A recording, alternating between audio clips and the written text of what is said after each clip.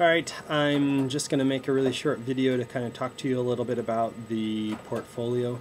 Not the portfolio in general, but specifically about the professional paradigm. And I don't really want this to look like it's a further explanation of the paradigm, but I want to give you some background as to what's in the paradigm and why I have asked you to do it.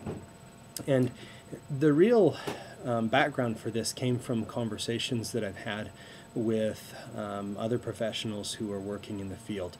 One specifically recently, I sat down with the Director of Health and Human Services for Lancaster County and a couple of administrators from different human service agencies, and really what we were talking about is what they're looking for in the professionals that they're hiring.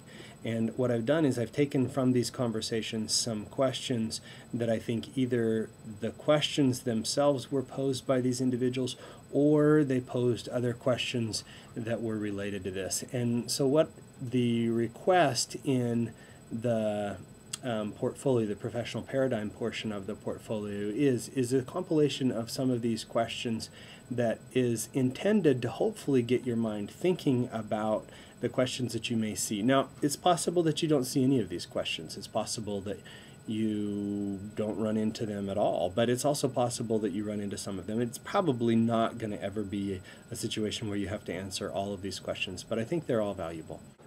Okay, what I'm looking for is I'm looking for you to clearly articulate your answer to this question. And the question, I know it seems a little verbose, but if you just break it down into the different parts, it's not really as daunting as you may think.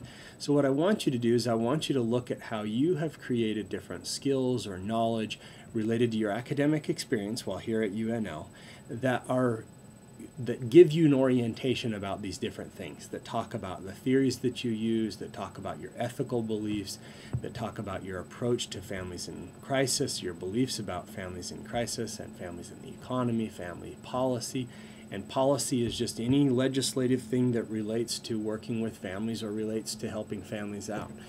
It relates to diverse families, and I really don't have a specific expectation as to what this looks like. I don't want you to think that I'm just not telling you. I don't have anything specific because, like if you're in a job interview, I don't want to give you a rubric that says this is what it's going to look like, because when you're in a job interview you don't have a rubric as to how to answer the questions.